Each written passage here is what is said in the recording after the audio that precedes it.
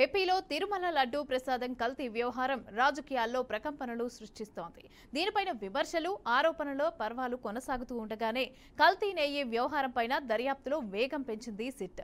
ఇక ఏఆర్ డైరీకి సహా గత బోర్డులో కొందరు బాధ్యులకు కూడా నోటీసులు ఇచ్చే అవకాశం కనిపిస్తోంది. నేడు బృందాలుగా ఏర్పడి కల్తీ నెయ్యి వ్యవహారంపైన విచారణ చేపట్టనుంది సిట్. ఇక నిన్న టీటీడీ మురళీకృష్ణను పోలీసు గెస్ట్ హౌస్ పిలిపించి ఇంకా విచారించింది సిట్ బృందం. ఏఆర్ డైరీకి కాంట్రాక్ట్ కట్టబెట్టడం వెనుక ఎవరికి ప్రయోజనం ఉందనే దానిపైన కూడా లోతుగా దర్యాప్తు చేస్తున్నారు. మార్కెట్ విలువ కంటే తక్కువ ధరను కోట్ చేసినప్పటికీ ఈ టెండర్ని ఎందుకు టీటీడీ బోర్డు ఆమోదించిందో తెలపాలి అంటూ అప్పటి అధికారులు అలాగే బోర్డుకు నోటీసులు ఇచ్చే అవకాశం ఉందని అంటున్నారు.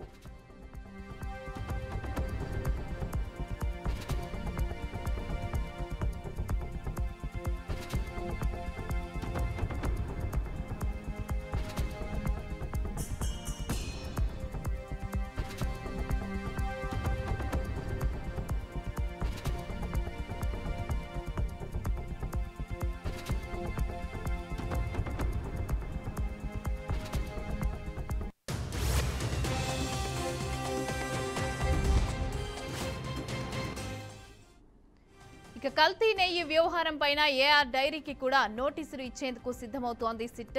ఇక నేడు ఏఆర్ డైరీ ప్లాంట్ సామర్థ్యం, నెయ్యి తయారీ విధానాలను పరిశీలించడానికి తమిళనాడులోని దుండిగల్ వెళ్లనుంది ఓ సిట్ అధికారుల బృందం. ఇక మరో బృందం తిరుమల వెళ్లి లడ్డూ పోటు అలాగే లడ్డూ విక్రయ కేంద్రాలు, లడ్డూ తయారీకి వినియోగించే ముడి సరుకులను పరిశీలించడంతో పాటు లడ్డూ తయారీలో పాల్గొంటున్న శ్రీ వైష్ణవులను కూడా సిట్ బృందం ప్రశ్నించనుంది.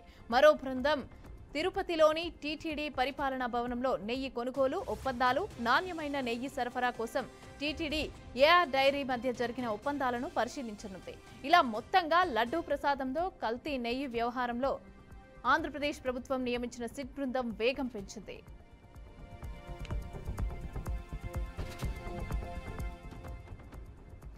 రెడ్డికా దీనికి సంబంధించిన పూర్తి డీటెయిల్స్ మా ప్రతినిధి గోపి అందిస్తారు. గోపి చెప్పండి, యానిమల్ ఫ్యాట్ కలిసింది అలాగే వెజిటబుల్ ఫ్యాట్ కూడా కలిసింది ఇందులో అనేసి అని చెప్పి సిట్ కూడా బృందం అందరూ కూడా వెళ్ళి అక్కడ ఆరా తీయడం జరుగుతోంది, దర్యాప్తు అయితే జరుగుతోంది. దీనికి సంబంధించిన డీటెయిల్స్ ఏంటి?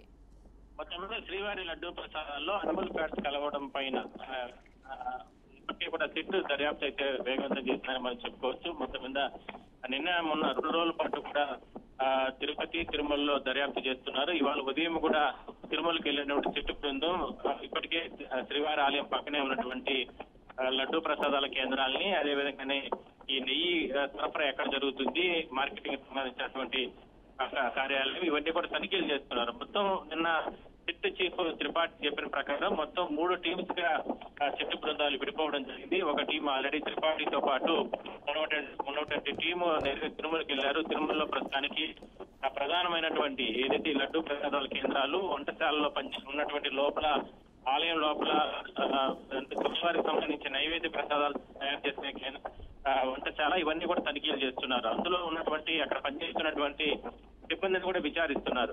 మరోవైపు ఒక బృందం మాత్రం తిరుపతిలోని మార్కెటింగ్ శాఖ, మార్కెటింగ్ సంబంధించినటువంటి విభాగాల్లో తనిఖీలు నిర్వహిస్తున్నారు. వాళ్ళ అధికారులు సిబ్బంది దగ్గర నుంచి కూడా ఫీడ్బ్యాక్ తీసుకుంటున్నారు. మొత్తం మీద గతంలో నెయ్యి కొనుగోళ్లు లేదంటే ఏ ప్రాతిపదికన గతంలో ఈ కొనుగోళ్లన్నీ జరిగే దాని మీద కూడా ఆరా తీస్తున్నారు. మరోవైపు ఇవాళ మధ్యాహ్నం 3 గంటలకు చెన్నైకి ఒక బృందం వెళ్ళబోతోంది. ఏదైతే ఈ నాసిరకం ఈ అనిమల్ ఫ్యాట్స్ తో అయినటువంటి నెయ్యిని ఎవరైతే పంపారో ఏఆర్ కంపెనీకి సంబంధించి ఆ కంపెనీకి సంబంధించినటువంటి ప్రాంతానికి కూడా వెళ్ళి అక్కడ కూడా క్షుణ్ణంగా తనిఖీలు నిర్వహిస్తారు. అంటే తనిఖీలు నిర్వహించిన తర్వాత వాళ్ళ అంటే అసలు కంపెనీకి సంబంధించిన వ్యవస్థ ఏంటి, అక్కడ ఎంత వరకు ఈ నెయ్యి సరఫరా జరుగుతుంది, అంటే ఎట్లా తయారు చేస్తున్నారు అనే దానిపైన పూర్తి స్థాయిలో కూడా వివరాలు సేకరిస్తారు. ఇట్లా అన్ని కోణాల్లో కూడా దర్యాప్తు చేస్తున్నారు. నిన్న కూడా టీటీడీకి సంబంధించినటువంటి మార్కెటింగ్ శాఖ సిబ్బందిని పిలిపించుకుని సిట్ బృందం విచారణ చేయడం జరిగింది. నిన్న మధ్యాహ్నం కూడా టీటీడీ ఈఓను కలవడం జరిగింది. గతంలో జరిగినటువంటి ఈ ఇష్యూకి సంబంధించి కొన్ని వివరాలు ఆయన దగ్గర కూడా అడిగి తెలుసుకున్నారు. మొత్తం మీద అన్ని కోణాల్లో దర్యాప్తు చేస్తున్నారు. ఇవాళ లేదంటే రేపు మధ్యాహ్నం లోపల ప్రభుత్వానికి ఒక ప్రాథమికమైన నివేదిక ఇస్తారు. దాని తర్వాత తదుపరి చర్యలు అనేది ప్రభుత్వ ఆదేశాల ప్రకారం ఉంటాయి. Right, thank you Gopi.